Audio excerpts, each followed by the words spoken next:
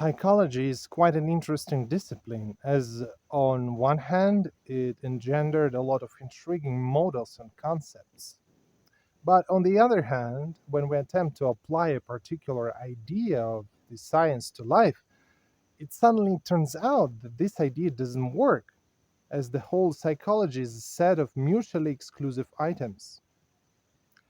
It's highly likely that using psychology, you're going to root in your past problems and traumas for years, but this is not a way to change your life. Locus of control is a peculiar and vivid proof of this. This is an imaginary center of causality, or roughly said, it's about what our life events stem from. If they are triggered by external reasons, then locus of control is external. If, in contrast, events are driven by internal factors, our behavior, our way of thinking, our life views, it means locus of control is internal. Needless to say, the correct one is considered internal locus of control, because external one implies that a man is a powerless victim of circumstances, whereas internal locus of control signifies that a man is the master of his own fate. But when we go out into real life, suddenly everything stops being so categorical and unambivalent. For instance, let's take positive events. Every person credits them to himself without any ado. Very convenient, isn't it? It happened because it's me who is such a smart, brave, strong fella. But how to judge when it comes to negative, tragic episode? Could a victim of a rapist be held accountable for being raped? The answer of psychology is pretty explicit. No, it cannot. But then, in such case, everything starts to seem nonsensical, as no matter how good it is, a person is not able to have internal locus of control. It has a grain of common sense inside, though. By focusing on negative goings on and taking them on his own account, a person turns his life into a nightmare where there is nothing good and pleasant. As adverse situations tend to penetrate deeper in our psyche and stay in our mind longer, a man, by concentrating on negativity, puts himself in danger to lose ability to see good in his life. There is a way from this predicament, though. This way lies through an area that is much wider, deeper, and which frightens many people.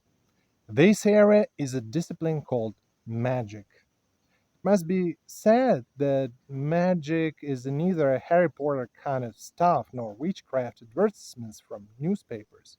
Moreover, if you run into a person who claims to be either a dark mage or a light mage, be sure that this man is not a mage in the first place and he doesn't have the foggiest idea what magic is.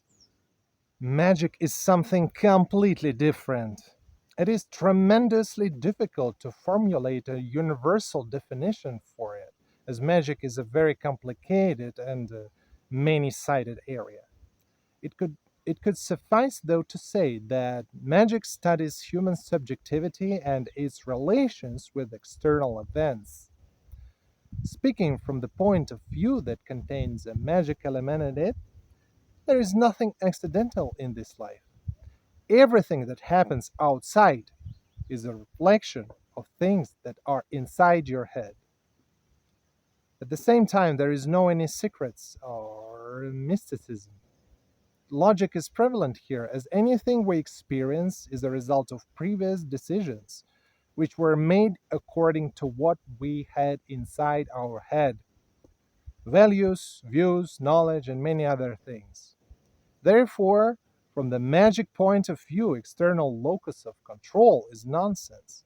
Can be even said is beneath a mage, as if external circumstances dominate over him, then he can't call himself a mage at all. A mage can be only a master of his life, otherwise, he is not a mage. If a mage ends up wearing a miniskirt in slums inhabited by aggressive reprobates in the dead of the night, he is going to blame neither himself nor anybody else. he will ask himself instead about what kind of stuff in particular there is in his head which caused him to make corresponding decisions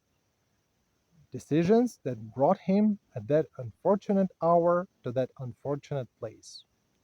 And if a mage gets under some unpleasant circumstances, he will ask himself why he didn't manage to bail out without harm.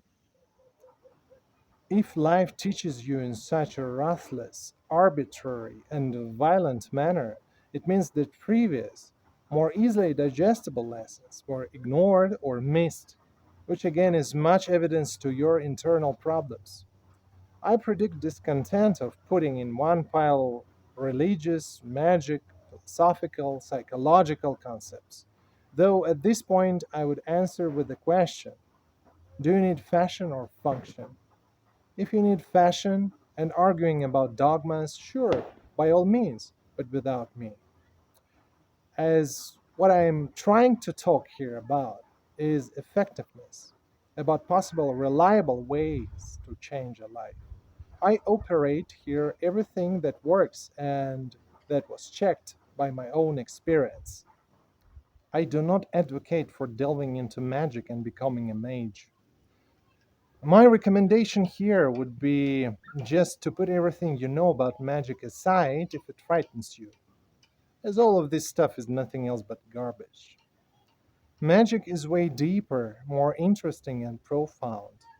There are many valuable concepts that can be applied to life, as magic itself is aimed at effective management of a man's life, whereas psychology is more oriented towards talks and years long kicking about old traumas. So, if you really want to possess internal locus of control, to be the master of your life and destiny, then psychology is the wrong place to look for such things. The key to achieving such benefits is hidden in magic as its very aim to master management of a life. You have to bear in mind, though, that psychological ideas can be easily used even by a schoolboy, when in contrast, magic concepts are nowhere near for everybody.